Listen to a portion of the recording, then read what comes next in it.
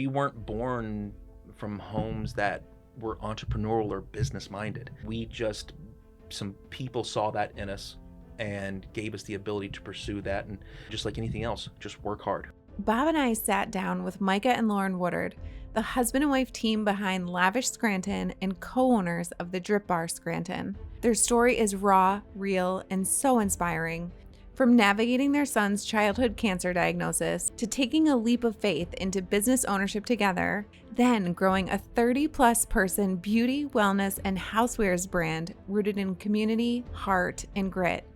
If you love stories about resilience, partnership, and building something bigger than business, you're going to love this one. Let's start from the beginner's viewpoint. So Yeah. you guys run two different businesses, correct? Mm-hmm. Lavish, and the Drip, is that what the DripBar? DripBar Scranton. Yes. What was your path to get to that? So you can give me the 30-second version or the 10-minute version. It's totally I'll up to try to shoot for the middle of that. Yeah, okay. So Lavish has had a couple of different owners. It was opened by Chris and Nicole Capozzi. At this point, I'm going to be estimating on years, but it's got to be like 18 years ago. I would say probably closer to 20. Yeah. Okay. And they had it for a few years. And then a couple, Matt and John, they're from New York City, but they had a summer home in Lake Ariel, and they'd become friends with Chris and Nicole. And they ended up purchasing it from them a few years later. It was just a store. So it was just a home store. They took it over and they added in facials and nails.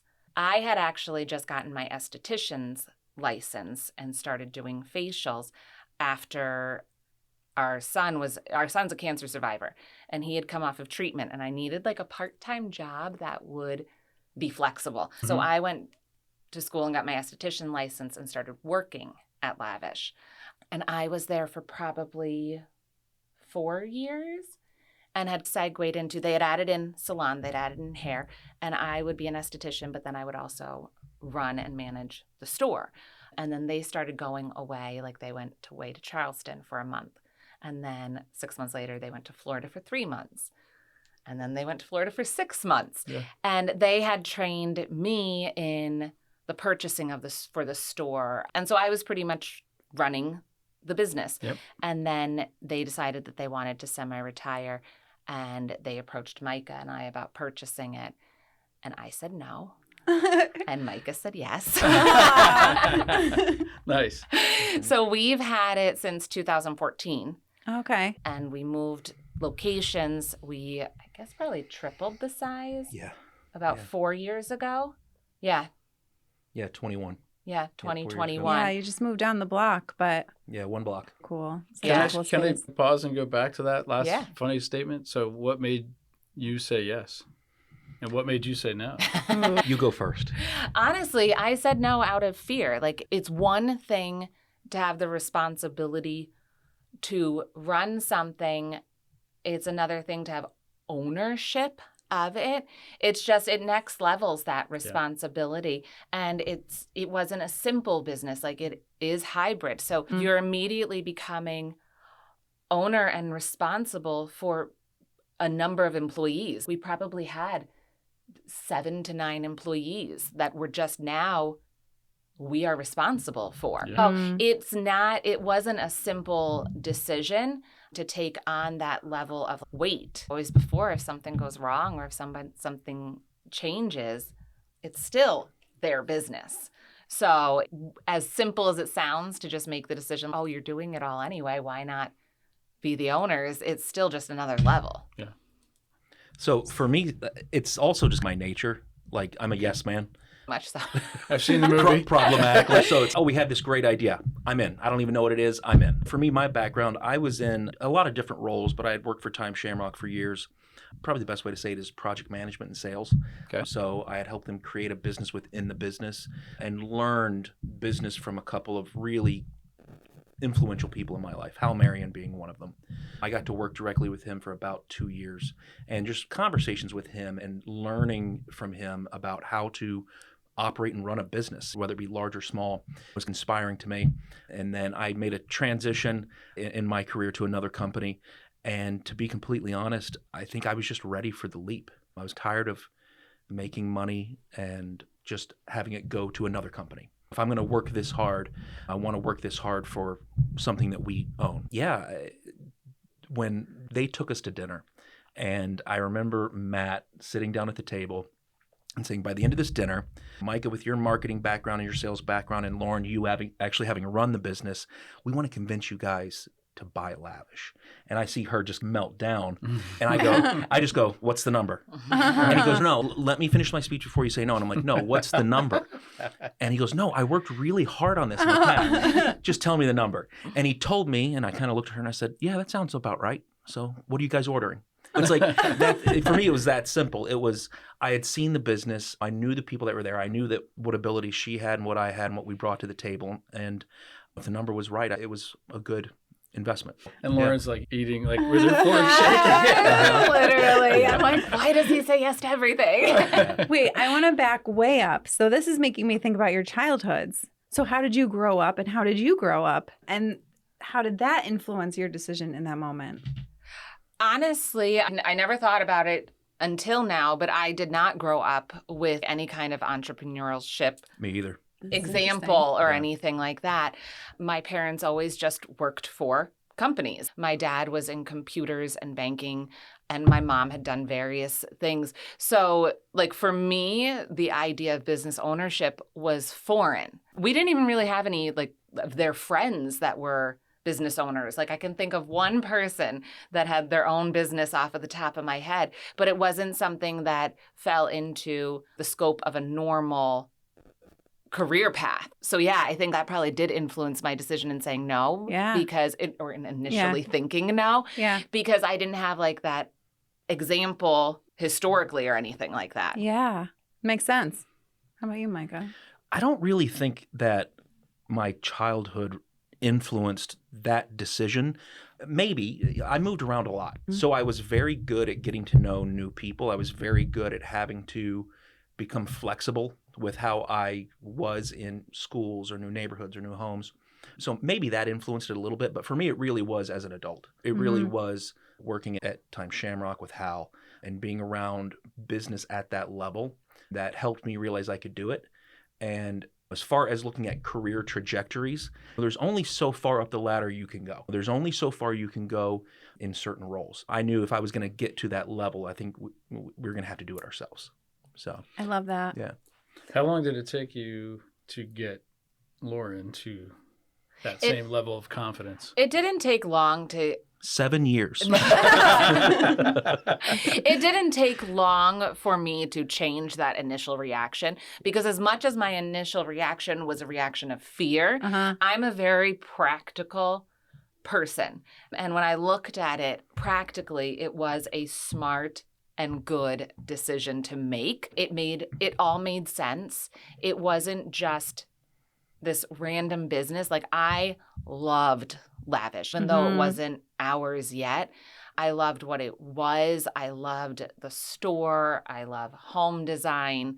I was passionate about the brands. I worked with people that I loved and were my friends and everything. So it's like my initial reaction was out of the fear side of me. Once I acknowledged that and recognized that, it wasn't a difficult decision, because it was a scary decision. Doing something completely different with your life like that is terrifying. But it was so clearly the right decision that once I took a breath and everything, I was like, no, I know this is what we should do. And I felt confident in them as well. Matt and John are two people in our lives that have probably directed the course of our life the most and that I respect the most.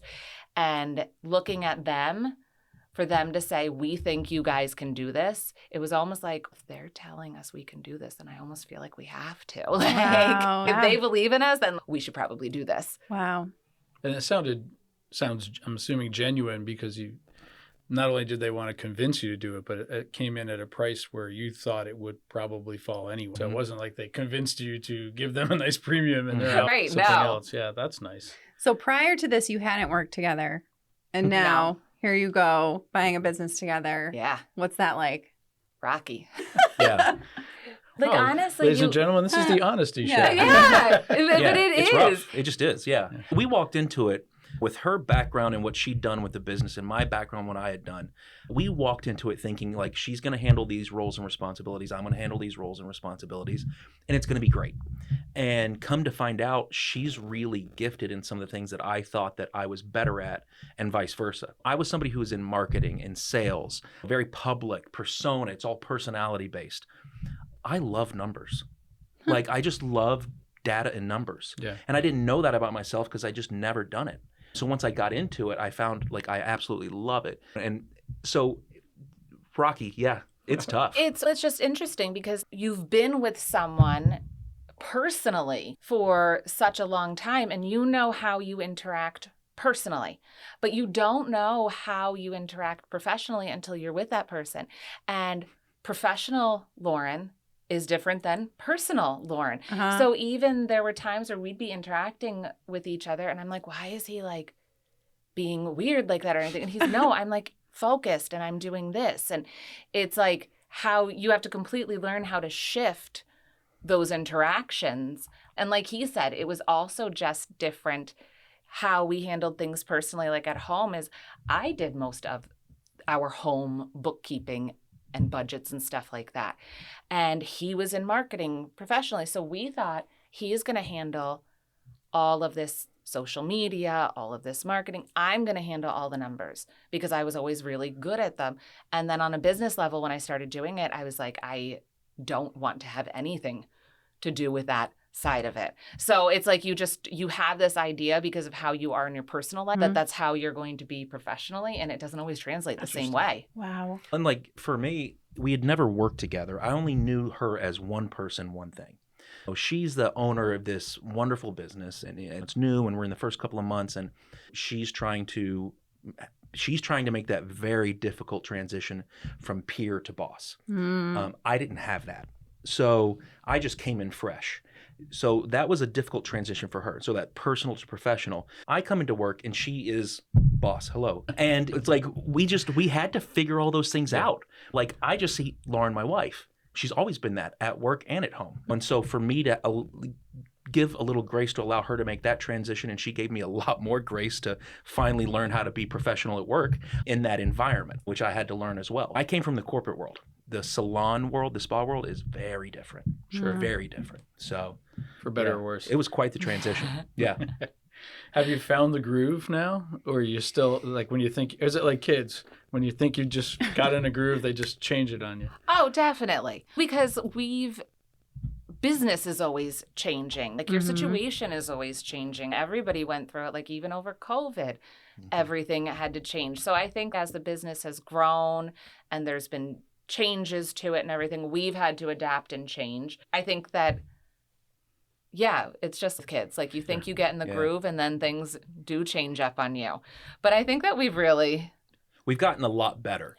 I think we do a really good job at it. I don't think it's something you can perfect, but it's something that you learn how to communicate better and you learn how to navigate. We've learned the hard way. Okay, this is what's going on. I need to walk away for a minute and then we'll come back. But I think you nailed it. COVID is the perfect example. Pretty much every business had to pivot during COVID. Right. So that changed the way that we had to approach leadership as business owners, but also as partners, and how we did certain things. In the middle of COVID, we're also in the middle of this huge transition from one corner of downtown to the other. I was doing a build out and overseeing that. So we had to even navigate those roles of me not being there side by side, but me being gone most of the time to oversee the construction project.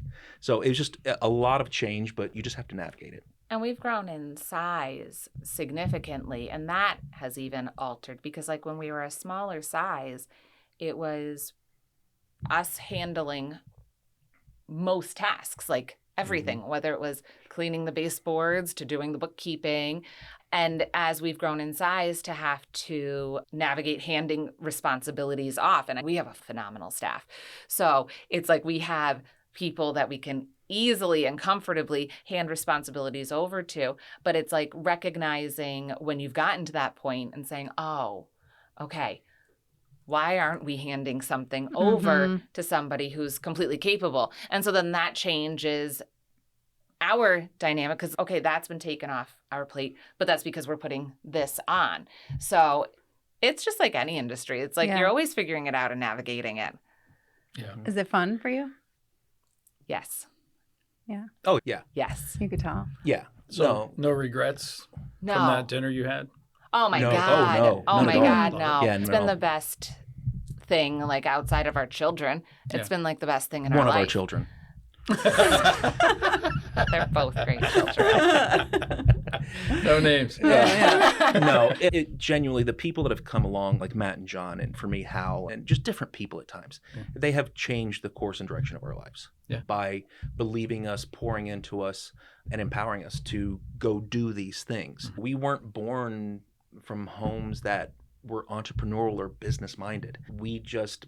Some people saw that in us and gave us the ability to pursue that. And just like anything else, just work hard. There's an old phrase, work your ass off until you can hire your weaknesses. That's what being a small business entrepreneur and growing it is. You do everything you can. You work as hard as you can. And for us, we were forced to hire our weaknesses because there's just not enough hours in the day, time, the ability to do it. When you go from 3,000 square feet to 7,000 plus another 3,000 in storage, you go from 5 or 6 employees to at one point, I think 35. Wow. It's a massive amount of growth. You have to bring in outside voices to help you with things. Me learning InDesign and making little flyers is great when you're small, but once you're bigger and your marketing budget's bigger and it's going out to more people, you want to clean it up and be professional. And so it's just growth, constant change, constant growth. Yeah. It's tough to balance that. So you're running Lavish, you're running it, and you're building this down the street. Basically, she was running it. Yeah, I just meant collectively. Yeah. So you're divided your days, your responsibilities, and you can't just close the business down for 3 months and go move it. You're trying to do as seamless as possible. That's a huge challenge. And it did go. It went really well. It did work out, and it was like I think in that moment that it also gave us the ability to see that it was nice personally for us to have separate projects it went back to that old way of you'd get home from work and be like, tell me about your day. And like we've had to balance that of trying to branch into other things because there is that healthy aspect of not always knowing exactly what you did all day and who you talked to in every conversation. You get home for dinner and it's like, well. Hi. Suddenly become a teenager. Good. Yeah, as difficult as the transition to working together was, we then had to transition we had to actively work on it after a few years of we go home and we need to find things to talk about because we were talking all day. So all those questions, all those stories, they were together. Yeah. We hit a point where I think there for probably a year or two, we worked out together in the morning. We went to work together. We'd split up for 5 minutes while somebody went to the grocery store. Then we were home for dinner. And we were together nonstop for a long time. And then we had to find healthy hobbies on our own or things on our own. I branched out and got licensed in real estate. So that gives me the ability to have some things to go work on over here. That's why my Apple Watch keeps going off. Everybody's trying to text me. But so I am pursuing that here as well as being involved as needed with Lavish. So in your process of redoing and relocating and renovating, you got bit by the real estate bug as well? And a little bit. Interest in that? Yeah, a little bit. And that naturally, some new relationships were formed by doing that. So I have conversations about commercial real estate, especially downtown real estate in Scranton. And it was not on a whim, but I think if I got licensed, I could potentially do a little business here. And in the process of getting licensed, I fell in love with it. I was already having conversations on a regular basis, not real estate transactions, but introducing friends. One's looking to buy a building, one's looking to sell a building. You buy me lunch and I'll introduce you. And so I was already doing those things casually. If I'm going to do that, I'm going to insert myself now into the middle of the conversation and let this be maybe a third career. Yeah. So I have a weird question based on some of that stuff you just said. Is there date nights in the Woodard house? Do you guys just say, hey, Fridays are date nights or something? No, we don't have anything planned. I feel like our lives are so busy, and not in a bad way or anything like that, that we're not that couple that has every Friday night we do this.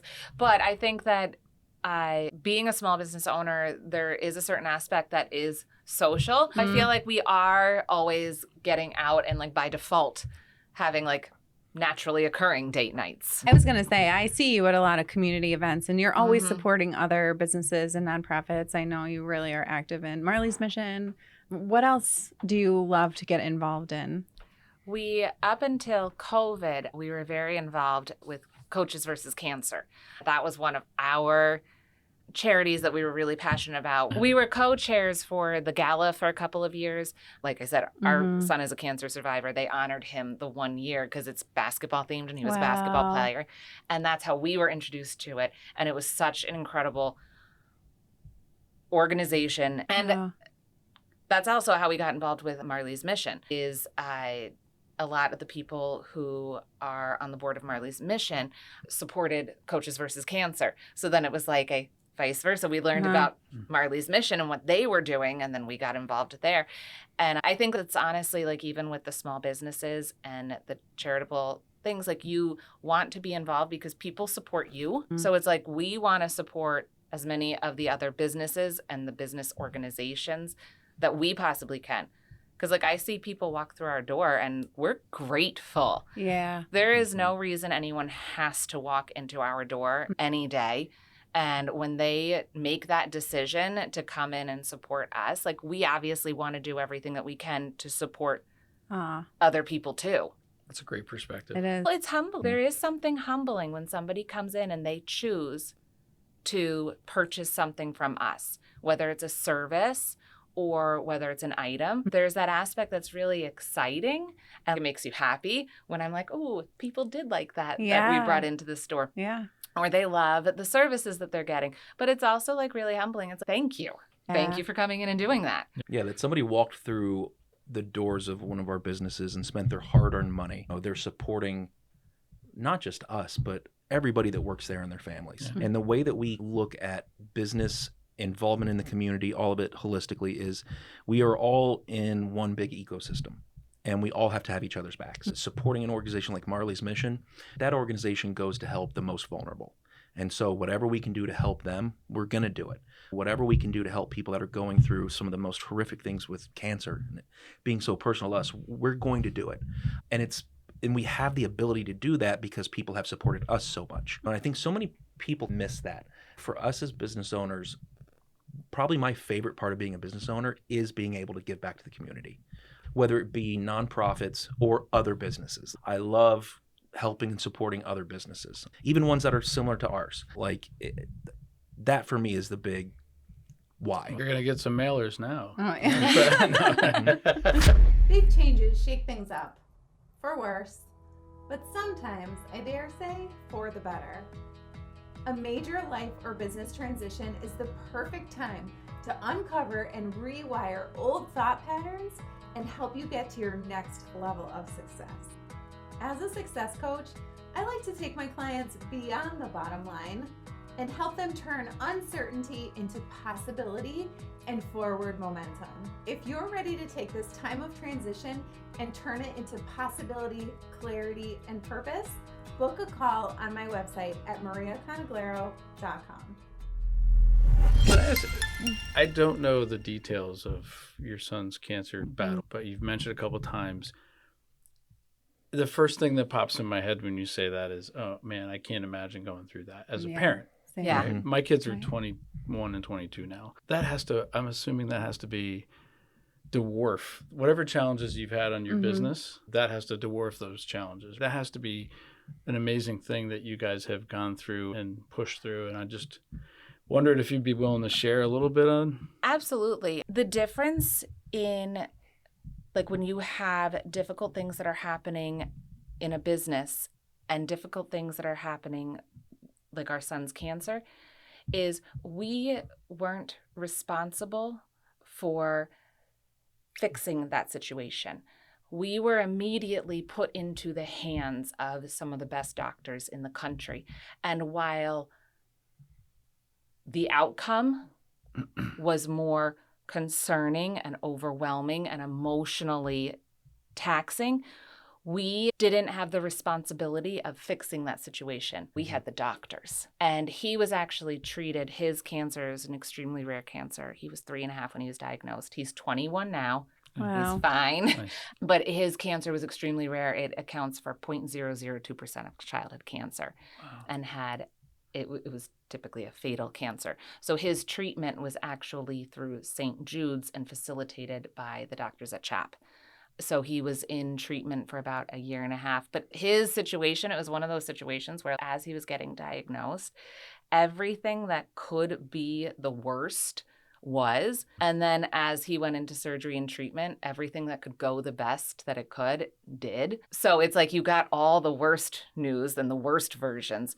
But then like his surgery went better than it ever could have gone. His treatment is now the treatment that they use for this cancer and everything. Wow. What a ride. Yeah. Wow.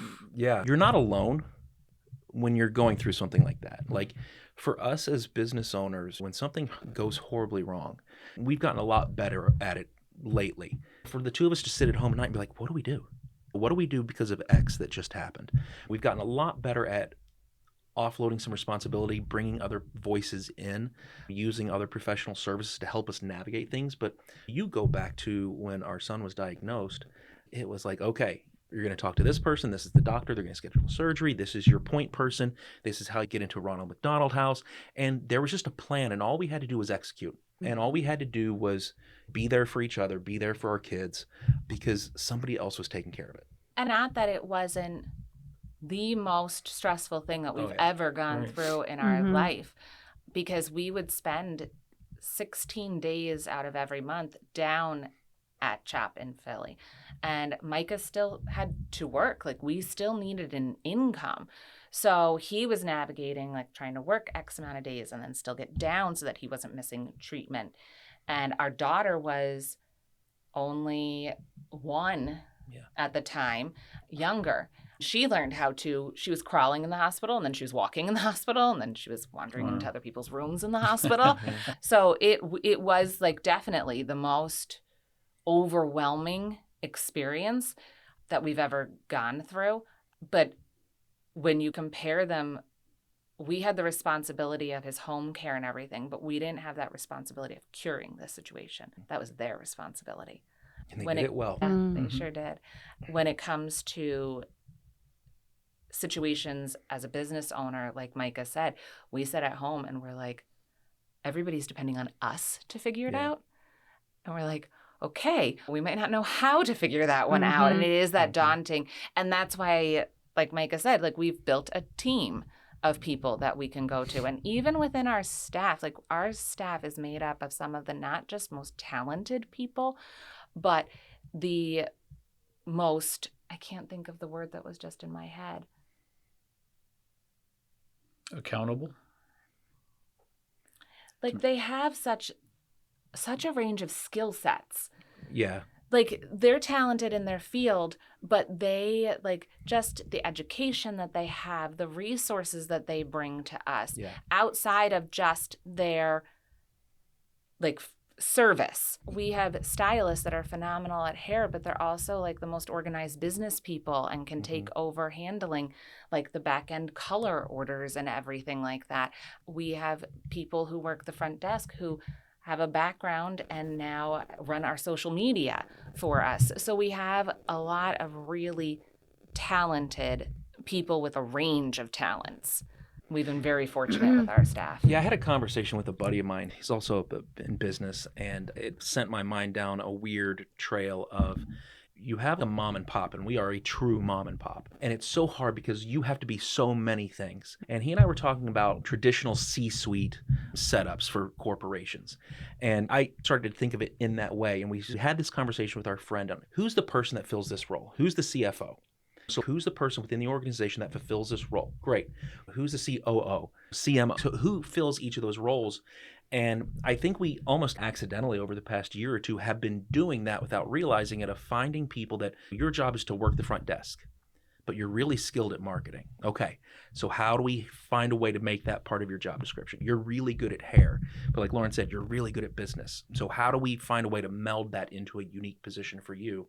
Okay, great. Now we have that role filled. It's each person is fulfilling those roles, and it's really helped us make it just such a better business by identifying that and putting those people in those roles. Right. They're hard to find, those people. Yeah. But it sounds like they believe in the vision. I'm sorry if I cut you off. That's exactly what I was going to say. Yeah, it sounds like they believe in the unified vision that you've created for the organization, and they back it. They know they're supported in it. They know they have room to grow in it. How did that come about? Honestly, I feel like we have the staff that we have because we didn't go looking for staff members.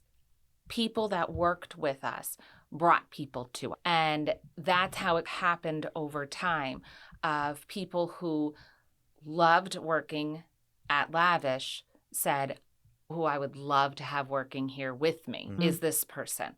And I think that because they brought people that they wanted to work with and that they knew would be a good fit, we've ended up with a staff that we all enjoy being around and that have the same work ethic and the same social approach. And we've ended up with people that just, I think that we all represent each other really well. You got to keep in mind, she and I obviously spend a lot of time together, work and home, but I spend more time with the people that I work with than I do my kids. You know, like the people that we work with, it's very important that you fit within that culture, that you fit within, like you said, like social life. We're hanging out with people outside of work too. So do we all get along? Are we all generally headed in the same direction and have the same vision for what we want the work portion of our life to look like? And yeah, the team, it's a unique group of people that really work well together. That's really cool. That's cool. It's like we say it all the time. I want a good work environment. I work there full time. I don't want to be going in full time and not have a good environment and be surrounded by people that we're all like co-inspiring each other and co-driving each other. So it's like we're there all the time too. So we want our co-workers as well to have the same mindset and perspective. And I think over time, it's really come together that way. Just think about when you were working there before you had ownership in it. You came into work, you said you absolutely loved working there. And so I would hope that your folks have that same desire. And so you probably did a lot of little things, maybe sometimes big things, that were like you were an owner because you just have that pride, that vision, that shared vision with the ownership. So I think that's interesting. And when you talk about sometimes when you have an issue with the business and you have to figure out what do we do here at this Y in the road, sometimes it might not be a bad idea to get some input if you don't already, right? From some of those key team members. Absolutely. I say that because we do that in our office and it has been one of the better things we've done where we have, as we've grown, you can get detached from certain parts of your body, of your company, and to have some sort of meeting, just an hour once every week or two to just say, what are you doing in your department? What's working, what's not? We like a great example, like with new tax laws that just came out, we had one of our advisors talking about some things he did for clients. And we said, that's amazing. We need to make sure all our other advisors are looking for those opportunities. And let's put a little video together. So our marketing person was like, let's put a video together to get that message out to our clients that there's an opportunity. So sometimes like they're not trying to own it and take over the business or anything. They're just like, hey, I'm having this issue here and somebody right on the other side of the table might have that solution. So it sounds like you have a really cool team. And that's the thing, because they're in that field side by side. So even there are going to be solutions that they have for each other that we won't have for them because I'm not a hairstylist or I'm not in the spa area. And it's like they all can have those solutions that we wouldn't even know to suggest because they're in it together. Yeah, I'll give you a great personal example. Just on our call yesterday, we're redoing some of onboarding. When we have a new client, there's a certain process they go through. And I said, we're going to have a separate side meeting to talk about this process. And when we get it all figured out, we're going to go back to all the advisors and say, here it is. And one of our advisors who opens a lot of accounts, he said, so are you going to have anybody in that meeting that actually opens accounts? Yeah, because those three people don't open accounts. And I thought, damn, that's really, that's actually a smart way. So okay, we'll do that meeting a little different. Point. Yeah, but I mean, and we're doing our best. We thought that was a great answer, but his solution made it a little bit better. Yeah. And so I'm glad we had that open to discussion. And that's an area of growth for us as far as like those meetings and everything and implementing them and everything. When you get to a certain size, it's hard to coordinate. Yeah. And it's to get that all to coordinate to happen and everything and to make that a priority is something that we've been working on and really trying to grow in. Yeah. You can get meetinged too many meetings. Yes, They that don't have to be- happens too. They don't have to be 2-hour meetings. Yeah, it's tough for us too because we're open 7 days a week. So some people work 5 days a week. Some people work 2 days a week. So are you asking somebody to come in on their day off? Yeah. Are you asking somebody to not take a client for that hour and lose money so that they can sit here and have a conversation? That's a good point. It's so for us, it's so tough. We have to be so intentional about it, and really, that's a tough world for us to navigate. But it's something we're really working on, doing a lot better at. You know. Speaking of expansion, you are partners in the DripBar Scranton, yes. which is right across the hall. Across. Both spaces are gorgeous. Thank Thank you. you. Yes, let's talk about that Mhm. expansion and what that was like, because that's totally different. Completely Totally different service offering. Yeah. Yeah. That one, so we have a business partner in that, Melissa, and she was the one that brought the concept and the idea and the business to us. It's something that we had heard of. I think everybody was hearing about IV therapy and vitamin therapy, but it hadn't become like, I don't want to say mainstream, Yeah, but it not wasn't here. Not in our Not area. here. not here at all. But it was garnering more interest in everything. And so as far as like an up and coming service, we were very interested in it, especially with it playing off of wellness. Even though like we're in the beauty industry, that does translate a lot into the wellness industry. Skincare nowadays has evolved so much from being just a facial treatment, like a relaxation, to science-based, medically based. It's more treatment-based, wellness-based. So it did seem like a good pairing that way right from the start. And we're very health-focused and wellness-focused. Yeah, so for us, it made sense to get involved in a new business. I'll back it up. During the build out of the new location, I knew I was going to be gone a lot. So I think we hired an extra person or two to help navigate that transition. And we opened up the new location on Adams. And the first couple of days, it was great. I'm giving people tours. It's wonderful. And as some of that steam starts to die down a little bit, I'm like, I worked myself out of a day-to-day job because this became my day-to-day. I started actively looking, and for us, like fitness, wellness is something we did. We liked the idea of a franchise, and we started looking in that franchise fitness space, and it just didn't work out. To be able to be involved in that space in a different looking way was really exciting for us.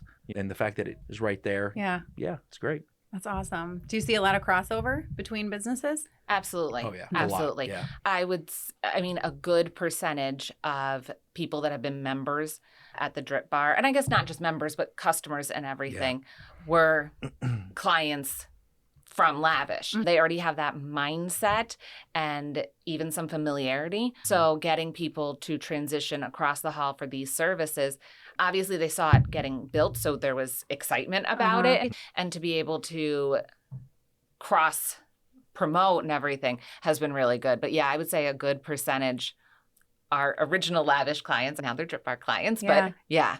I love what you're doing because you're going from like internal wellness to then external beauty, but then taking it back home to your home environment. So you're touching on really important key aspects of people's lives. Yeah. It's that wellness and beauty aspect. Yeah. Combined. It's holistic. Yeah. I wouldn't know. I'm terrified of needles, so I... You haven't done it? No, I've never done one. I love it. Oh, no, I'm I love terrified. the buzz that you Mm-mm. feel.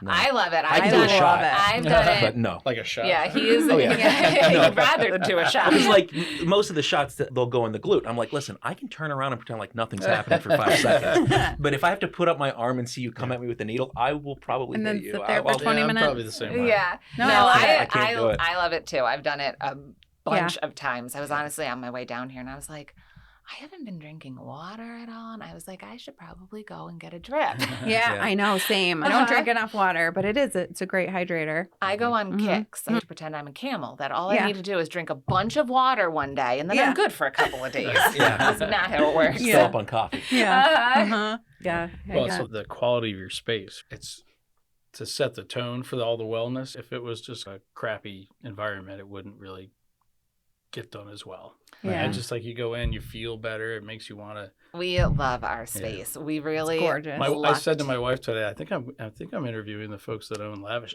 Oh my God, I love Lavish. See, I love when I hear that. Yeah. I absolutely love when I hear Yeah, she's that. like, I want to listen.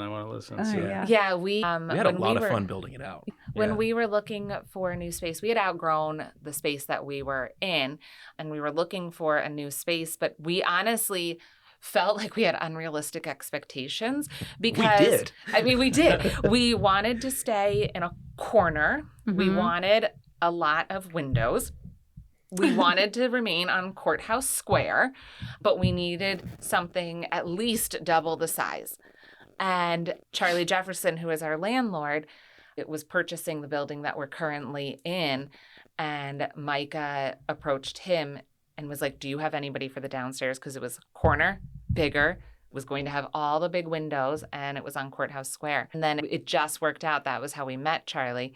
He's become one of our very good friends. But it was nice because as he was demoing his building, we discovered we had a lot of similar opinions and perspective on design. So as he demoed and discovered that there was all this original brick, he was like, nice. We're not putting sheetrock up over this brick. And we're like, no, we love the brick. Yeah. And he's okay. And a lot of his design perspectives were similar to ours. So even when we were like designing the shelving units, we were talking about the shelving units. And he's like, when we're going through what our concept is, he was like, guys, I have a metal guy that I work with. He can build these out for you. And if you do this and this. So it was a fun project because we were doing it with somebody who like saw our vision, like we saw each other's vision for the space. Yeah, and he's such a unique person. I have such a huge amount of respect for him, but also he's just such a good friend.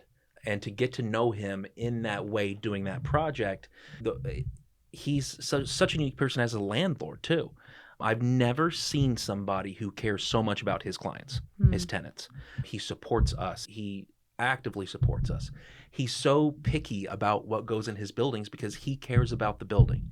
He cares about the businesses and he cares about the street. He loves to curate an environment. You know, the Connell building, for example, like what goes in there is important because that person's going to become a neighbor for his other tenants. That is going to become how do you say amenity? Yeah, amenity. I was like, I don't know what you're trying to say. Amenity. Yeah, I don't know why I thought that was wrong. But for the people that live in his building, above us are 65 apartments. There's potentially 100 people that live above us. What's in that building is important to him because that is a service or an amenity that his people that are, again, giving him money, that are doing what people do for us when they walk through our doors. We feel so humble and grateful. He approaches it the same way. He approaches it as thank you to these people for wanting to be a part of my building, for wanting to live here, to raise their kids here. So for him, it's very important. And just over the year or so of that process of getting to know him and go through that, it went from doing business together to being friends, and it's been a fun ride. I got to ask a question based on that story from both a husband's perspective and a business owner's perspective. As a guy my wife and I have just spent a lifetime of renovating every single property we've owned or lived in. Same. It's exhausting. I'm 54. I turned 54. I have no more projects. And as soon as I get something close to done, she's like, I've got an idea. It never ends. It never ends. And yet I still do it. Yeah. Because and when I don't have a project for a month or two, I feel not myself. Yeah. I want to go back to the miserable self I am. But anyway, my question is, because I'm just having a vibe that you, based on what you said and with the landlord supporting it, that as you went into remodeling this, how did is this HGTV where it magically falls into your budget, or was this way more than you originally intended, but you think it's worth it? Or because that's hard to manage. It was interesting because so we signed our long-term lease because he knows what we signed. Our long-term lease on this space, that's about 3 times the space that we were currently in. We signed that lease with Charlie in February of 2020. Ooh, I gotcha. We got shut down March of 2020 indefinitely. And he couldn't let us out of the lease if he wanted to because he had secured some of his financing hinging on the fact that he had already signed. Yeah. But it was terrifying. Well, we didn't ask about the lease, but I think I remember 2 months into it calling him and being like, Charlie, we're going to go bankrupt. It's not a matter of getting out or staying in. We're going to go bankrupt. We're bleeding money. Yeah, because we literally during COVID did think that we were going to go bankrupt. Like every time we would watch the governor get on the screen on a Friday and tell you whether you were going to go yellow or go green. And then we finally go yellow, and then we find out that salons had been moved off the list of places that could open when it goes yellow. So then I'm sob crying again because I'm like, what is going to happen? Mm. I called the governor's office all the time. Uh-huh. I drove them nuts. Good. She's on the list. I feel like they were like, Lauren, can you just eat dinner? But Charlie definitely worked with us on the renovation and supported us in doing that tremendously. But the budget honestly completely changed because cost of goods completely changed. Wow. So like I wanted metal shelving units, but typically that would be a lot more expensive than a wooden shelving unit. But I got my metal shelving units because it was the one moment in time where lumber was more expensive than metal, because the cost of lumber had skyrocketed during COVID. Yeah. So the cost was also like a normal budgeting system aside. COVID just like blew it to bits. Yeah. Wow. It's everything you think makes sense gets skewed off to the side, turned upside down. You're like, all right, what are we doing here? Yeah, we just had to figure it all out. Yeah. It was just such a unique time in history where everything kind of seemed flipped upside down. And you just, again, it's how we started this conversation. You figure it out. We're not magical business people. We just have the ability to keep just taking it on the chin and keep moving on. Yeah. It's also about having that team around you. And we had never worked with Charlie before. He had never been our landlord or anything like that. So it's not like we chose him to be part of the team or something like that. But by being such a good landlord and a good property developer, like to have that person on our team when we were going through the COVID shutdowns and we needed to grow our space and our business was tremendous. So as your wealth builds, so does the amount of pressure that surrounds you, right? Maybe your income is still higher than ever and your business has more revenue than ever, but you're also thinking about your family, your employees and their families, debts that you need to pay off, taxes that you want to minimize, cash flows to track, all while trying to stay excellent at your job and innovative within your industry. Our team at Stonehouse helps you manage your personal wealth, whether it's in your retirement plan, your business, or any other place. While you're busy out there conquering the world and trying to take care of others, don't forget about taking care of yourself. Contact Stonehouse to see how we can help make your life better. I'm sensing that you guys always take a positive outlook. Almost always. Even if there's a challenge, you're able to see the other side. Most of the time. I was going to say, or just when a camera's on me. No, it sounds keep like it real. I like that. But I mean, I'm not saying that you're dismissing the challenges. But you're facing them head on, saying, "Okay, we can figure this out." I'll go back to what I've always said about our son. And so in that moment, it's fight or flight. You cannot run from it. You don't have a choice. So you just have to fight it. Business is the same. It's, okay, this thing happened. What are we going to do now? We're not going to just throw in the towel. Not just us, not just our kids, but so many people rely on us to do well, to make good decisions, to work hard, and to figure this out. So you just put your head down and work, figure it out. And we always look for the sunlight through the trees. You have to. There are days, though, where it's just, you're not finding it. You go to work, you fake it, you go home, and you fall apart. It's just, that's the reality of it, is like sitting here, we're talking about a lot of things that we're on the other side of. Oh, it's like you look back. It's real easy to be positive. Yeah. Like you look back and you look back and you can have positivity about it because you're on the other side of it. But it's the same thing as anything. When you're in it, you feel like you're drowning. You feel lost. It's also just like parenting, where like you look at your kids and you're like, I'm your parent. Like, you think that I know what I'm doing? And it's like that a lot of times too, as a small business owner. It's like people think that we know what we're doing, but like on the inside, it's, oh, we're faking it really well because I feel like I don't know what I'm doing. Over the years, like you learn and you build confidence in what you do and everything like that. But again, you do that over time. So now when you look back with positivity over all those steps and what brought you to this point, but when you're doing those steps, you might not feel any positivity. Yeah. I said to my son probably about a year ago, he was 20, and he's turning into such a fine young man, but I think I had snapped at him about something and yelled, cross that line. That never happens. No, never. And we were texting, because texting takes the emotion out of it, and we were having that conversation through text. And he said something about how I did this wrong and why. And I just texted him back, this is my first time being a dad to a 20-year-old. Give me a break. It's true in business as well. This is our first time dealing with this issue. This is our first time trying to hire this position. This is our first time. Now that we're in it a little bit more, okay, it's a little bit easier, but the pressure to do well for people never gets easier. It just gets bigger. I'm in the same boat. I understand that, because you're thinking about, it's not just me, it's 30, 40 other people, and it's their families, right? So there's like 30, 40 households that are banking on you guys making at least a good decision. It doesn't have to always be the best decision, but at least a good decision. It can be stressful. Like when you describe that, I'm picturing people like juggling. And some people can, 2 is easy, 3, maybe 4, no way, I'm out.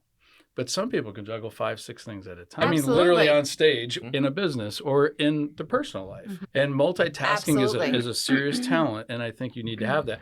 I wanted to go back to your very original statements that you didn't really grow up in entrepreneurial homes, but it was your exposure through some folks in your job. And I was wondering if you think it's true that you guys are a great example. Exposure to being an owner, to being an entrepreneur, was all it really took. Maybe, so some people don't have it in their DNA, and it's not makes them better or worse. I don't mean it that way. There's nothing wrong to work at a job and have an awesome life, hopefully at work and at home, and live that wonderfully. And then there's the folks that take on that different style and do it, and for better or worse. But you guys, once you got exposed to it, you seem to really love it and hate it at the same time. Yeah. And that's the life of an entrepreneur, isn't it? Yeah. And for me, it wasn't so much that I started to identify in myself that I had entrepreneurial traits. It was half. I also was starting to identify, you're not a very good employee. I have authority issues. If I think this is the right way to do it, I'm going to dig my heels in that this is the right way to do it. So I started to see some of those things.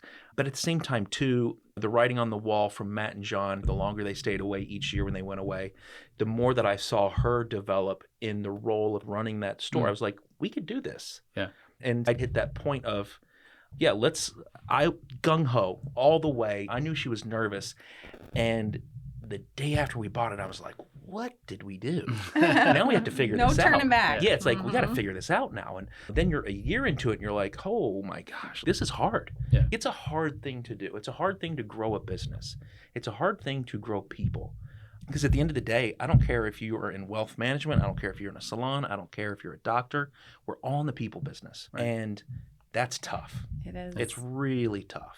Yeah. You still consult with them? Or initially in the first year, did you give those guys a call a bunch of times? Or? Oh, absolutely. Oh, yeah, a lot. Are you kidding? We go to gift shows now and to like purchase for the store, and I'm sending them pictures and showing them like new things we found and everything. So we consulted for sure for a long time, and now it's like we just enjoy sharing it together and like with them still and everything.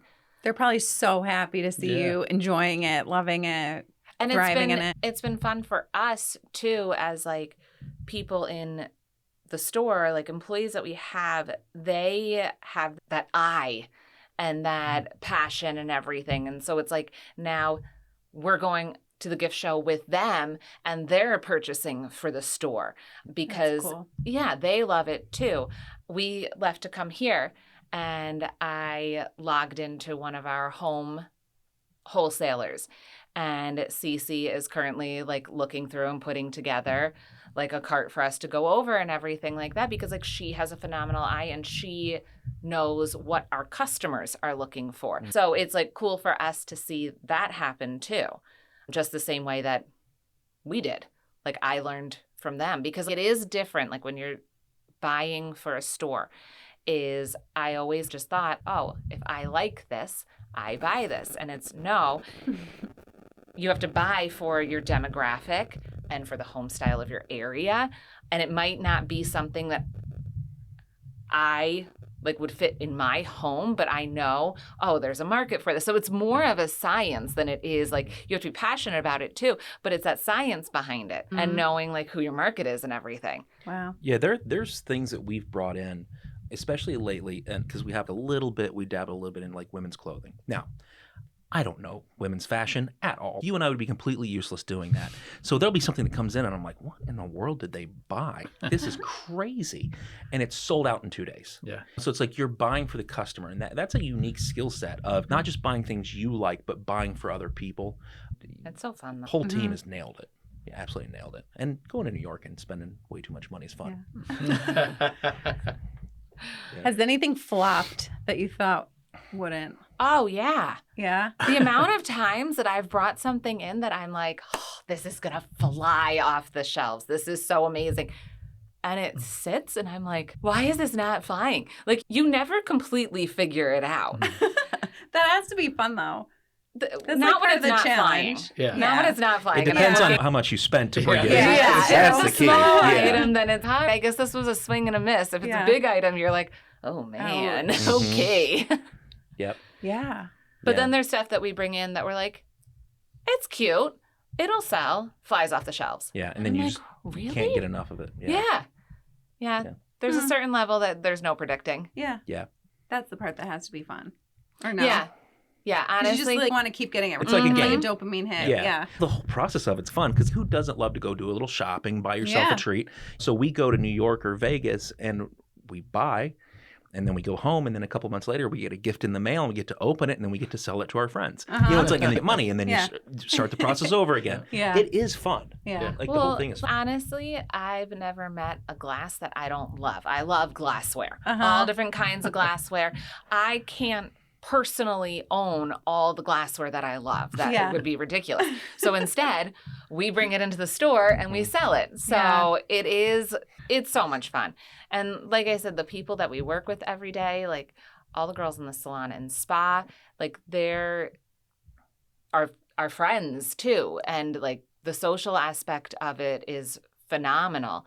So we honestly, yes, there are hard things about it and everything, but like we enjoy what we do and who we do it with. You can tell. You can tell. Because I didn't know you very well before today. Yeah. But seeing you out and about in the community at different events or when I stop by the Drip Bar and seeing you seem happy. You seem confident. You seem like you love what you're doing. And it just, it Are you oozes faking out it? of everything. No, I don't think so. No, not at all. Because it's real simple. Like neither one of us come from again, I'll add to the layers of business entrepreneurial background. We don't come from money. We're not trust fund kids. Like we have to go to work. Mm-hmm. We've worked very hard to build the life that we have. So if I'm going to spend 8 hours a day with somebody or be around somebody that long, it's going to be somebody that I like being around. And fortunately for us, like Lauren said, we had some girls that worked for us many years ago. And one was going off to medical school.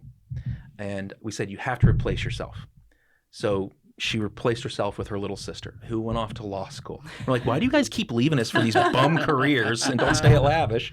But then when she left to go off, you have to replace yourself. And we're not forcing them to, but we want We say somebody it like joking you. around. Yeah, we Like- want somebody like you. Yeah. But it's just so happened to work. And that's how we now have Cece, who works the front desk, and she does some buying and social media management. So Are you guys pre-law and pre-med at your place? It sounds Yeah. like Right? Yes. Yes, it counts towards college credits. It's just not, but no, and again, those are the type of people though that we want to be around. People that have ambition, people that want to do well in life, and sometimes that means they want to do well in the salon business, or maybe in design and home, or maybe it's in another career that they're going to pursue. But we built a culture that's the type of personalities that it attracts. One of the girls who works for us, she is an esthetician. Our estheticians are phenomenal. They're so educated and knowledgeable, but she is incredible. Her work ethic, all of their work ethic is so good. They're always coming in for their clients on their days off, booking them early, booking them late. One of the girls that works for us, she texted me the one day, and she goes, all my dreams just came true. I booked my first 5 Damn client. 5 a.m. And she's, yes, I'm so excited. And her perspective was she was so honored that somebody would be willing to come to her and wanted her services so bad that they're willing to do it at 5 a.m. And she was blown away. And when I got that text, I was like, that's crazy. She's out of her mind, but I love good it. for you. Yeah. But that's the thing. She's so passionate about what she does and her clients and doing what she loves that coming in for a client at 5 a.m. was exciting to her. It was a compliment to her and everything. Yeah. Boy, that's hard to find. Yeah. So did you have to go open the store then? No, we have it set up because we obviously employ a lot of women, a lot of moms. So we have it set up where they know that we have somebody at the front desk starting at 9:30, and they will be there until, depending on the day during the week, usually around 7:30. But we give everybody the ability to book before or after hours. We have somebody who works for us that has 3 little boys. She can only work certain hours, but if during the school year she can drop them off and come in for 8 a.m. and do a client, that works for her. And then we've had other people that could only work until 2 because of school pickup. So the benefit in the salon industry is that you can customize your hours. It's one of the pros. There's a lot in the salon and spa industry that can be cons and everything, but that's one of the big pros is that ability to customize your schedule. So we've always made it so that they can go in at any hour and stay until any hour. So That's wonderful. It works for moms, especially. Yeah. Yes. Yes. I love that. I never thought about the parallels, but like the similarities that with our business with financial planning doesn't sound like there's parallels there. But I always say in our office, we just provide the stage. We have good process. We have good tools for our advisors to use. But our advisors are the people that everybody comes to see. Exactly. In the same way, your talent, the people they're building, they're following. That's awesome. We provide a brand, we provide the resources, we provide like a reputation, but it's the girls that are there, the professionals that we have, that those clients are coming to see. Like it's them, it's their personality, it's their skill set, it's their professionalism that they're walking in the doors and booking appointments with. So like the phone calls that we get of new clients might be due to reputation and branding and reviews and everything. But when we're putting them into somebody's book, it's that person that they're going to be returning to. And thankfully, we get a lot of recurring clients because we've got really good people. Yeah, no one's calling up me. I hate my hair, but I do love that location. Right. No one's going to be like, they did a terrible job with my hair, but the chandeliers are so beautiful that I'm going to keep going. Yeah. So you're doing something right. I have to say, I feel bad because we're pushing over an hour here. I know you guys are busy, but for somebody who said they got so uncomfortable on agita in front of a camera, you've done your fair share. Yeah, you're great. You guys are Thanks, great. This has been fantastic. I love the energy that you have, and I like that you guys are very real about it. To sit here and be like, oh, it's blissful and blah, blah, blah. Come on. No, there's days where it's awful. We're in the people business, and people can be awful sometimes. It's just a reality of life. COVID. I was asked once by somebody, if I could go back and wave a magic wand, the situation with our son, would I take it away? Absolutely. But what we went through made us the people we are. Like, it gave us the marriage we have. It made us the family unit that we are. You go through COVID. You go through hard times. Like, we had to navigate that as a couple. And that was hard. Yeah. But we are what we are. We have what we have because of those hard times. It made us have to become stronger, have to become closer. Do we have bad days? Yeah, we have awful days. We have heartbreaking days. But you just keep going. You keep moving forward. You circle the wagons. And here we are. Yeah. And credit to you, because those two things, going through what you did with your son and going through running and taking over a business and growing and expanding it, either of those on their own could crack a marriage and a partnership. And both of those, you took it and made it stronger. Thankfully, we did them one at a time. Yeah, that's a good Not point. at the same time. That's a good point. Yeah, no, you're right. I'm pretty confident, even in the way that we got our start as a family, it was a little atypical. I think for our 10th year anniversary, she posted a little picture on Instagram and said, a lot of people lost a lot of money betting on this one. And betting against us. Yes. So, my bad. My bad. I knew where he was going. Yeah. But it's true. This is hard. Like, it's really hard. And that added layer for us of our personalities are so different. like we have the same vision and direction, but our personalities are polar opposites, which is what's made us successful. That yin and yang idea, when it comes to hard times, we approach it very differently and navigating that. So yeah, it's been a wild ride.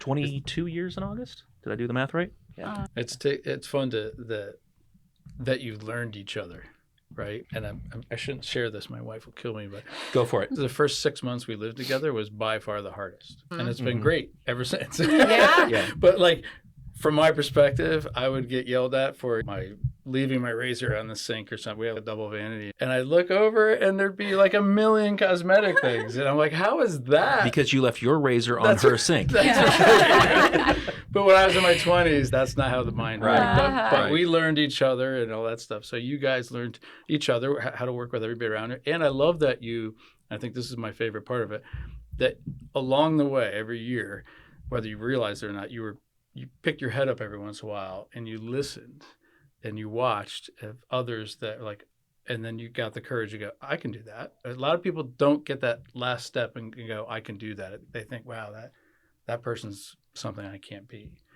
But you had an opportunity and you went for it. We had an opportunity and we went for it, but I'll say the quiet part out loud. Most businesses don't make it. They just don't. It's a reality of life.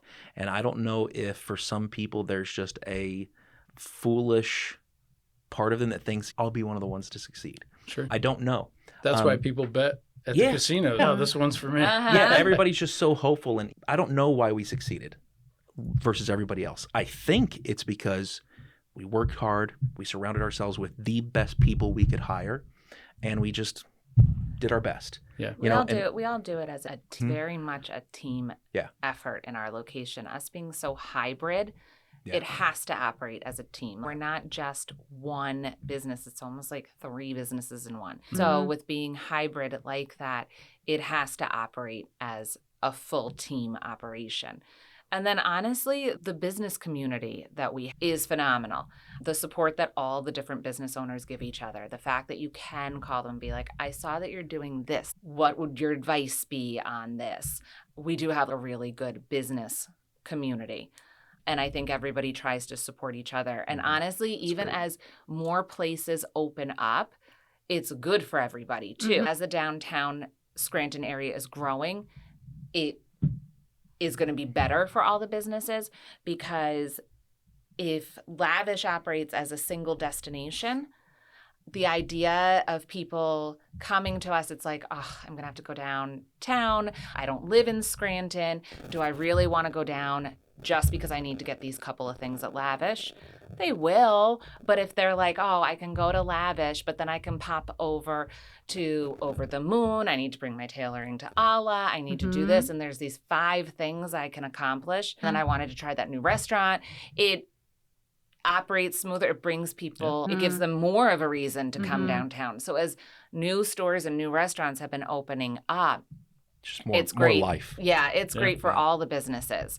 And it just feeds off each other. Like we see more and more people who are wandering the streets with multiple bags from multiple small businesses. Like they're walking into our store already with 2 other bags and walking from ours to other ones. 5'2" blonde with this is my wife. That's our target demographic. She had a bunch of bags in her hand. Yep.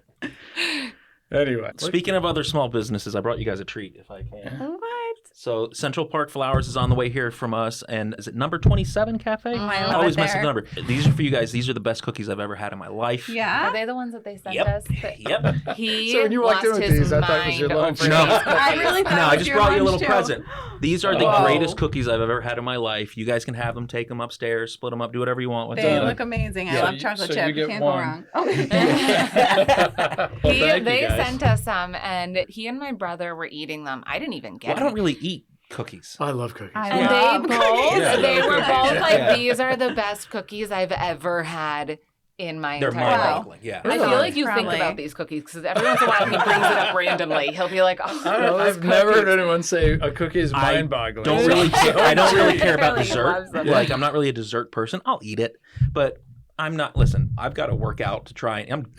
I got to try and work hard. I'm not wasting it on a cookie. Yeah. I'll go eat something else or have a cocktail or whatever. I'm not, but when I put a bite of that in my mouth, it changed my life. Yeah. It I'll did. work out. It's that. He it's that texted good. me. He was like, I might be a couple minutes late because I stopped at Dorian and Eloise's to grab cookies, and I knew immediately which cookie he got. Uh-huh. I was Yeah. like, he was definitely driving through and was like, this is a good excuse to get the cookies. That inspired me. I might get a T-shirt that says "We'll work out for cookies." Yes. Yes. That's a really I good would one. wear them. I love it. Yes. I love Thank you it. very much for being absolutely, here, guys. That's a wrap on today's episode of Beyond the Bottom Line. Thank you for listening. If this conversation sparked something for you, please let us know. Follow, share, or leave a review. It helps us keep having the conversations we love that you love to listen to. We'll be back in 2 weeks with more real talk from real leaders. Until then, here's to feeling successful beyond the bottom line.